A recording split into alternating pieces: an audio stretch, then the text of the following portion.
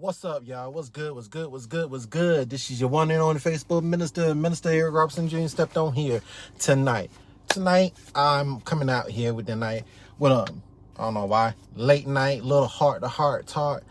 And I think this heart-to-heart talk, a lot of y'all need a reminder. Oh, hush, I know.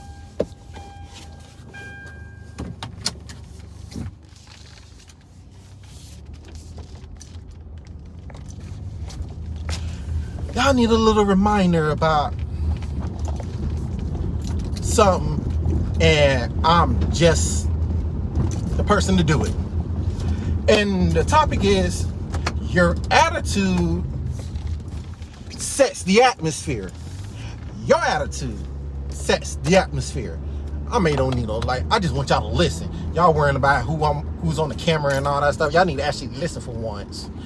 So your attitude sets the atmosphere. I can see lovely and fine. Here's what I'm going to say about attitudes and atmosphere. What I mean by that is your attitude. What I mean by the atmosphere, the things that's in your personal space. People who comes into your personal space. The attitude that you have determines how the rest of the atmosphere, how the rest of the day, how that moment is going to go. So, when people have tendencies to not set the atmosphere in their life and letting people know how it's going to be, people have major tendencies to wind up allowing other people to set the atmosphere, to dictate what's going to go down, dictate your attitude, dictate everything. You're like, Eric, what do you mean people going to dictate? It's like when we don't set nothing, when we don't say this is set the. What I also mean by attitude and what I also mean by atmosphere is also another way of saying you're fucking excuse my language. Whew. God, never try to come up with me. God forgive me in the name of Jesus. What I mean is the freaking atmosphere in your life. What I mean is the fact that people when you don't set any standards and expectations, don't be surprised when everybody running amok in your life and telling you how to live and how to conduct yourself. I'm going to say that again. Hear me. When you don't set the standards and expectations about what you will and will not accept, what you will and will not allow somebody to do to you, you just allow somebody to set their standards on telling you how to conduct yourself, telling you how to live, how to carry yourself. So you're carrying yourself and you're conducting yourself based upon what somebody else did because you never set the atmosphere in the first place.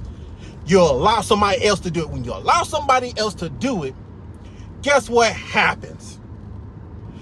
We get mad, we get upset, and we can act out of character because of the fact that we didn't allow we allowed the wrong person, we allowed the wrong situation and circumstances to dictate our attitudes, dictate our personalities, and dictate our personal space.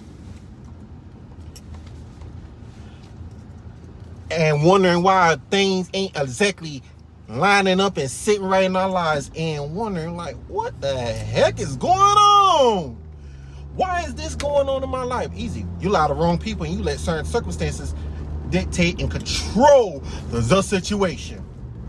That's why I say your attitude will set the atmosphere. Your atmosphere is your personal space. The atmosphere is your life.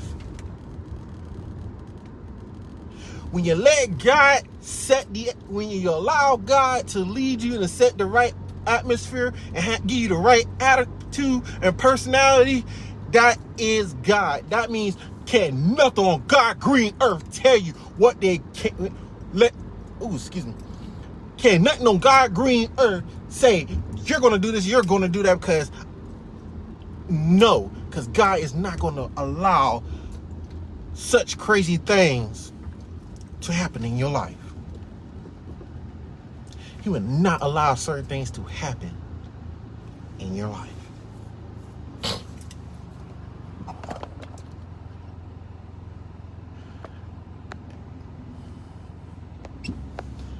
He's not going to allow certain things to happen in your life. I really don't care. So you have to comment, you have to remember, my attitude, my standards, expectation is going to set the standards for what goes on in my life. What am I going to allow people to say and people to do to me in my personal space and in my life? When you got people coming into your personal space, they want to come in, but you got to do that observation. You got to observe them. You got to learn them. You got to see what their intentions are, because the way they show their intentions is also in the way they're trying to manipulate you. And what I mean by doing that is by the fact of, if they are trying to apply and force their habits and their intention and their wrong intentions and negativity on you, you just allowed the wrong person to do it. You just allowed the wrong person. You just allowed this negativity to disrupt your life. That's saying, I just let negativity and negative people and circumstances just dictate my life. Not only just dictate my life, but just dictate how the rest of my day is going to go. How my work day going to go. How my praise and worship going to go. How my relationship's going to go. How my marriage is going to go. How I'm going to carry myself for the rest of my life. How I'm going to carry myself for the rest of school. How I'm going to carry myself at work. You just let people take control of your life by taking control of the atmosphere. It's setting the atmosphere, conquering it, because we allow them to come in and be the conquerors. Even though the word says we're more than conquerors, but we cannot allow the wrong people, the wrong circumstances and situations dictate the rest of my life, the rest of your life. Sometimes you gotta make these things personal. Sometimes some of these messages, you just gotta make these things personal.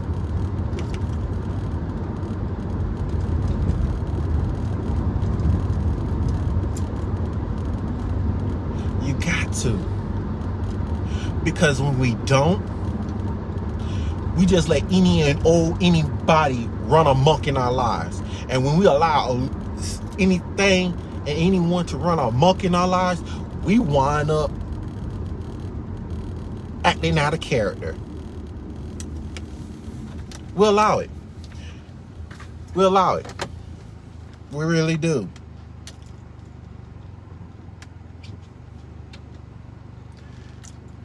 And there's things you have to really take in consideration.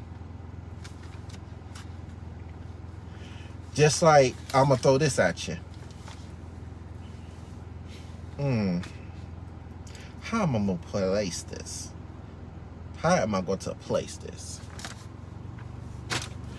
So I want y'all, when you begin to start your day or in your night, I want y'all to really think and be observational, be real observational.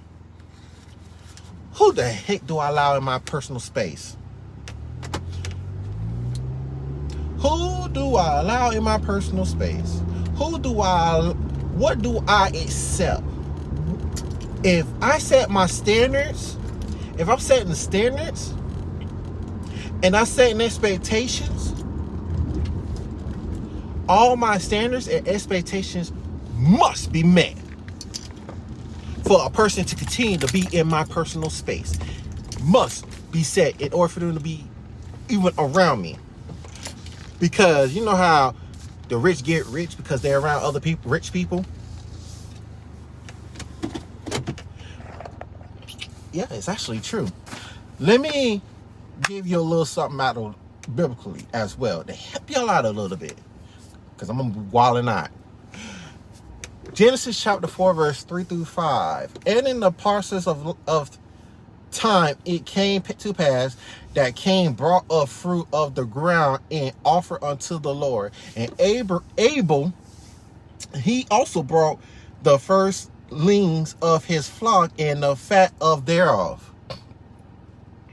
And the Lord had respect unto Abel and to his offering. But unto Cain and his offering he had no respect. And Cain and to his offering he had not respect. And Cain was very wrath,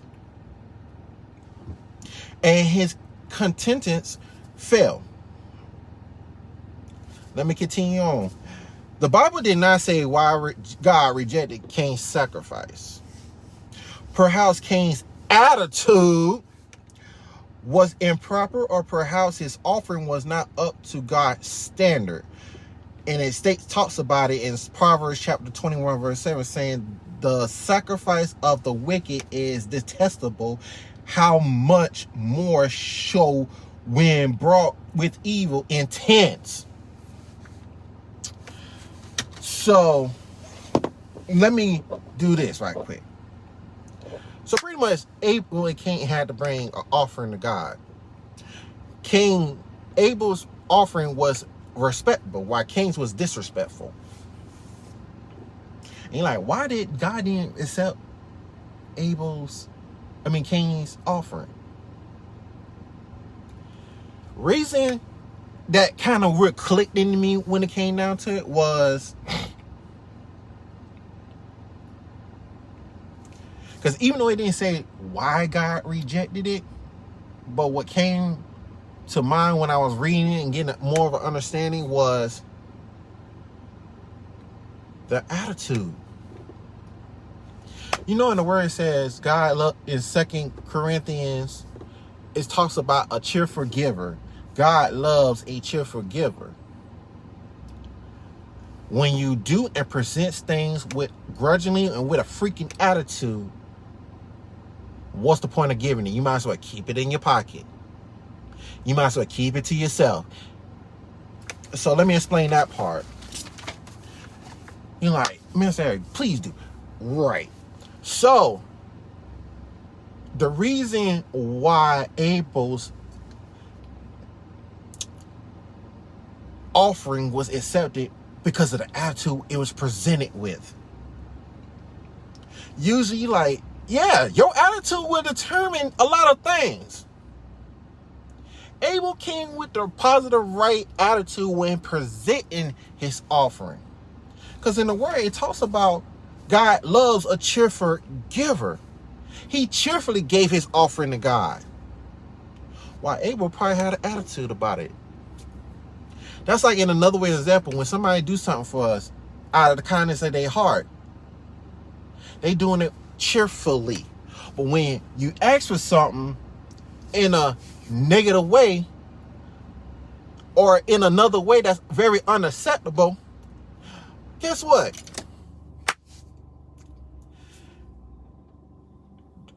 Most people, even me, if I ask for something, you give it to me with an attitude, I might as well say you might as well keep it. Why? I know you need it. Excuse me. I may need it, but I don't want to get it from somebody who has an attitude about giving it. So what you do and what you give in the way how it will be presented and how it will be more of a blessing is in the attitude of how you give it. And a literal attitude on how you give it. When you don't give stuff and do stuff with the right attitude, it's not going to sit right. And it's not going to be blessed. Because when people give it to you grudgingly with an attitude, being honest with them. Say, you might as well keep it. I can't accept it with this type of attitude. When you give, when you present, when you say stuff, that attitude that comes with it. If you give something with a grudgingly attitude, keep it. When you say something and trying to give advice and doing it with an attitude, don't open your mouth. Because even in the word, and even I'm hearing from my pastors is saying, what's in you is going to come out. So what comes out of you also sets the atmosphere. If you look good with a nasty personality, you just set a nasty attitude of an atmosphere because of the fact that what's in you is coming out. What's in you is coming out. In some shape, or fashion, or form, something about the situation is going to make that particular type of personality and attitude come out.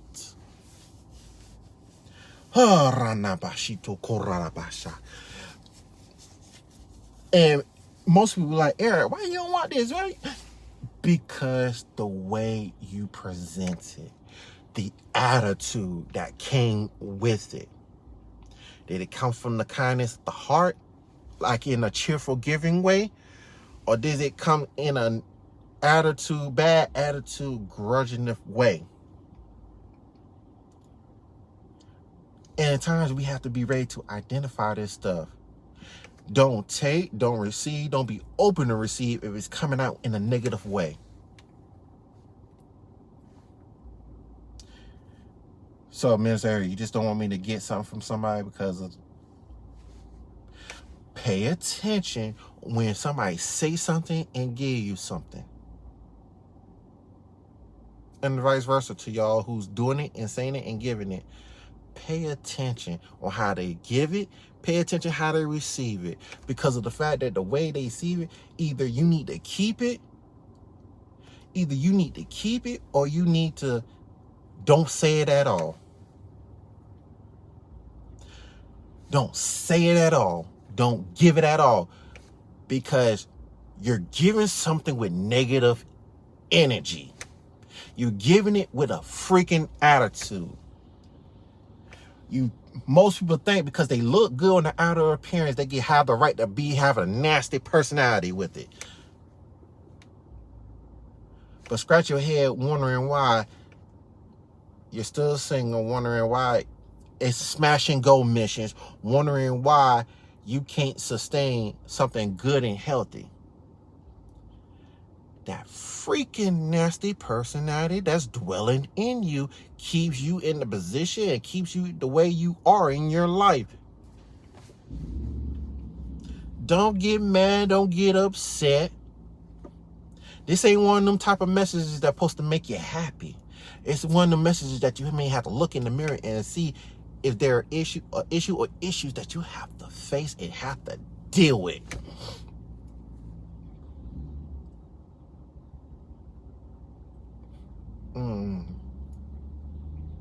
The moment we realize, the moment we see this, the moment we say, oh man, I got a nasty personality. I need to work on that. When you're able to open your mouth and confess there's something about you that needs to be worked on. I do that with myself on a daily basis. I always say, what is it about me? Is there anything negative that I need to work on about me? Is there something I need to work on to become a better version of myself? Always do that. Because there's always something that we need to work on and improve.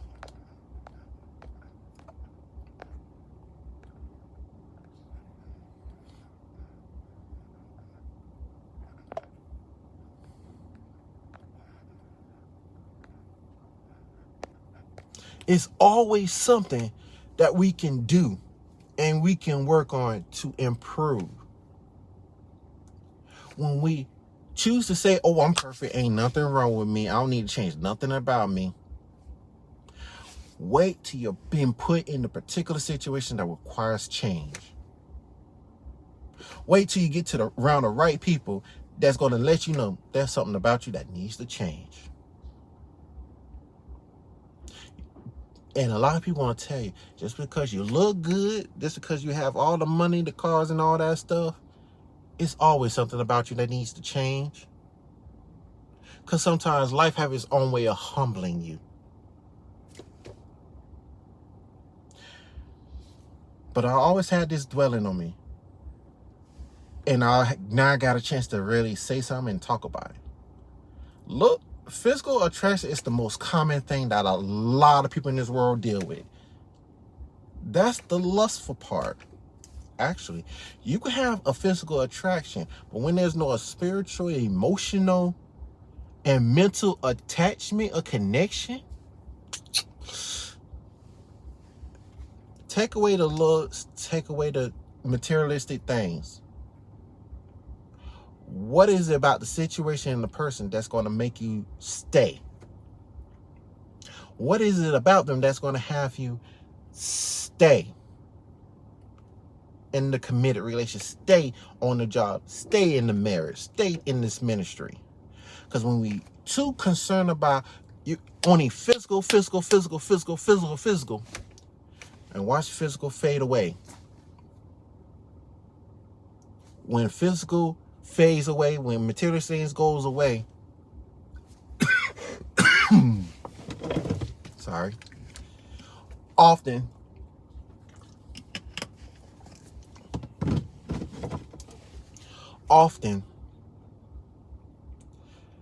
the marriage and the relationship goes downhill. Often goes downhill. Most likely, I could say always. And it often always show and tell someone that someone's in your life and you're in a situation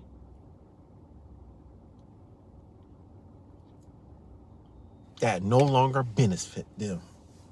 So if you don't look good no more, if you don't have these materialistic things that you have, if you're not doing certain things that they were so used to you doing, that tells you automatically they stepped into your life with the wrong intentions. And people could sit here under their breath, under their breath and say, no, I'm not with them just for that. But can't even tell you what else is about you that makes them stay and want to be with you through the best and the worst of times. The way we carry ourselves, the way we conduct ourselves sets the atmosphere, and it needs to be set to a point we won't accept or deal with anything that's negative and full of drama. Negative and full of drama. And the reason why God did not accept Cain's offering, because of the way it was given and the way it was presented with a freaking attitude. Are things being presented not only to you but anyone? Is anything is being presented in a positive way, or is it being presented in a negative attitude of way?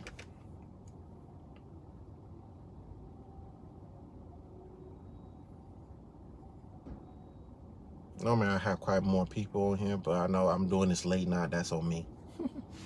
But I always gotta get it out before it leaves.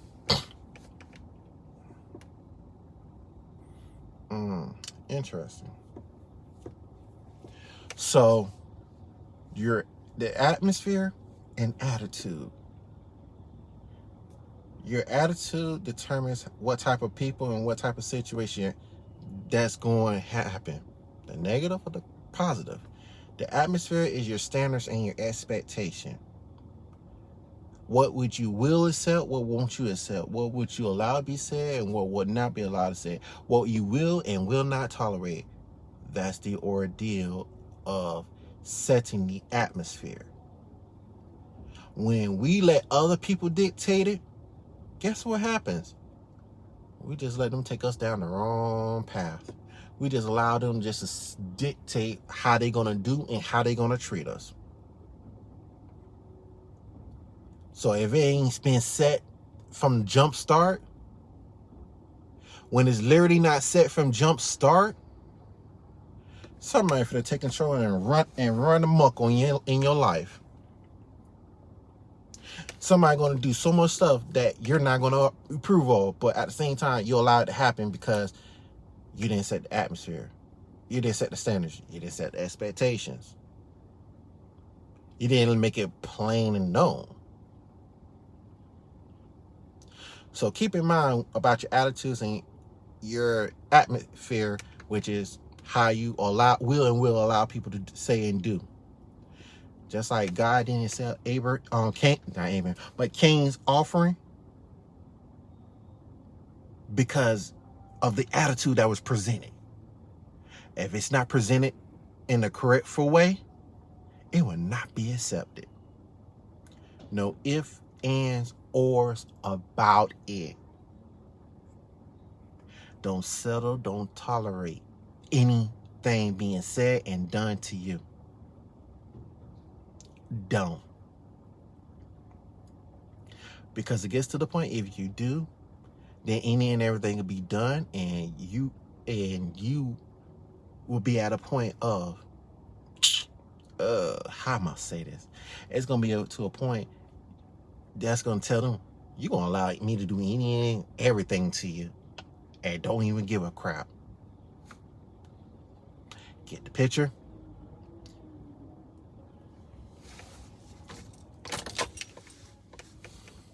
Good. You gotta get the, because sometimes everybody be wanting to feel good messages, but sometimes you need that harsh, you need to look at yourself at the mirror type of thing situation. If you're not willing to work it out, if you're not willing to stand 10 toes down, like one of my friends, stand 10 toes down and set the standard and the expectation on how you want people to talk to you and how the people to treat you. When you don't stand 10 toes down, you don't set the moral and expectation about it, guess what's gonna happen? They're gonna run amok on you. One and only Facebook Minister Eric Robinson Jr. I just had to drop that little heart-to-heart talk. And I know eventually I'm gonna get ready to do back, trying to get my Bible study sessions rolling back on, but I'm always doing it on his timing, not mine. Y'all have a God bless morning, afternoon, evening, and night. God bless y'all. I love y'all. Peace.